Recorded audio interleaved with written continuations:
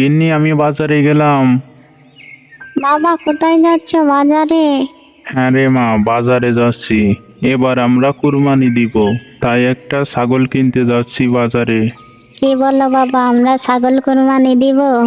হ্যাঁ রে মা, আল্লাহর রহমতে এবার আমরা একটা ছাগল কুরবানি দিব। ইয়ে, কি মজা কি মজা, আমরা এবার ছাগল কুরবানি দিব। মা তাহলে তুই থাক, আমি বাজারে যাই। কুরবানির কথা শুনে রফিক মিয়ার মেয়ে সিমলি অনেক খুশি হয়ে যায় এবং আনন্দতে নাচতে শুরু করে। এদিকে রফিক মিয়া ছাগল কিনতে বাজারে রওনা হয়। রফিক মিয়া তার সামর্থ্য অনুযায়ী একটি ছোট ছাগল কেনে।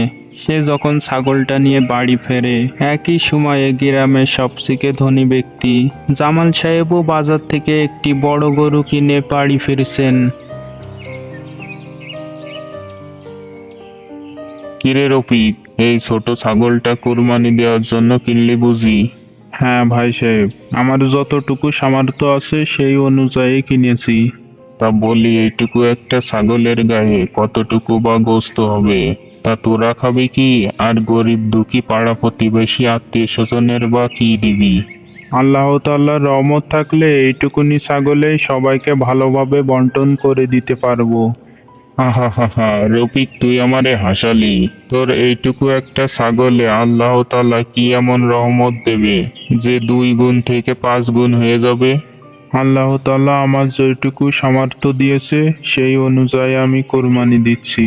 আপনার মতো লোক দেখানো কোরবানি নয়। কি এত বড় কথা! একে তো তুই এইটুকু একটা ছাগল কোরবানি দিচ্ছি, আবার এত বড় বড় কথা বলছিস। আরে তোর মতো এইটুকু একটা ছাগল কুরবানি দিলে আমি তো লজ্জায় কারোর সামনে মুখ দেখাতাম না।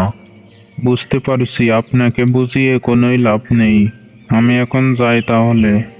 রফিক মিয়া তার ছাগল নিয়ে বাড়ির দিকে রওনা দিলেন। এদিকে জামাল সাহেবও তার গরু নিয়ে বাড়ির দিকে রওনা হলেন। এই শুনেছিস তোরা, আমরা এবার গ্রামের সবথেকে বড় গরুটা কুরবানি দিচ্ছি। আমার বাবা গ্রামের সবথেকে বড় গরুটা কিনে এনেছে। আর এই শিউলি, শুনলাম তোর বাবা নাকি কোরবানি দেওয়ার জন্য বাজার থেকে একটা ছোট ছাগল কিনে এনেছে।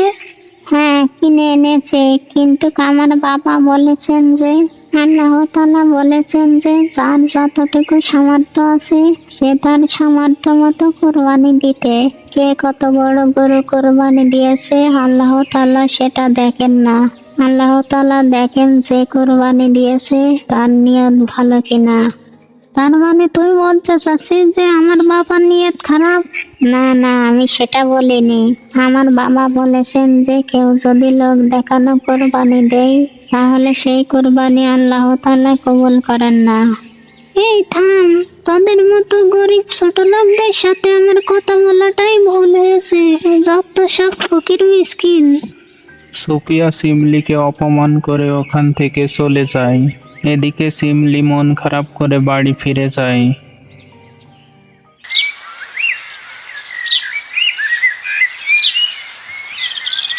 বাবা জানো, সোফিয়া আজকে খেলার মাঠে আমাকে অনেক অপমান করেছে।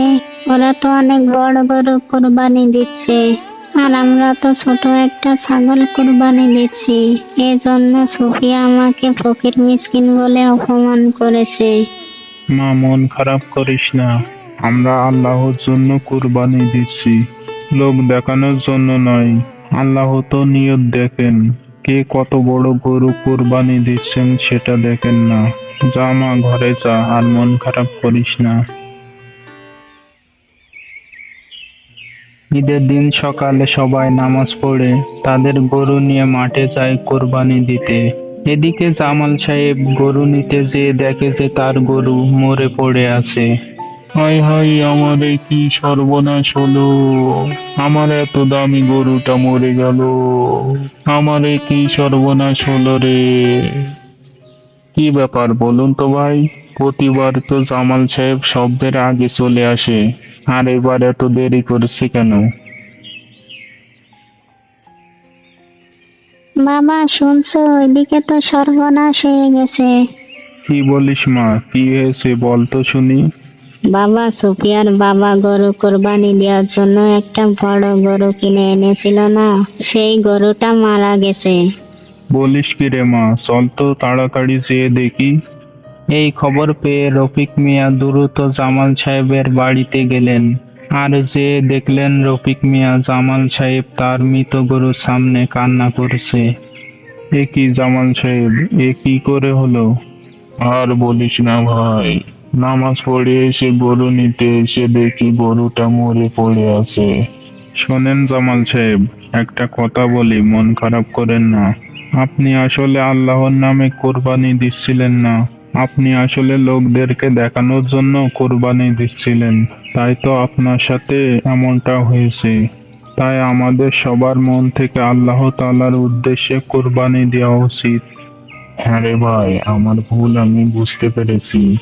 আমি আর লোক দেখানোর উদ্দেশ্যে কোরবানি দিব না। আমি এবার মন থেকে আল্লাহ তাআলার উদ্দেশ্যে কোরবানি দিব।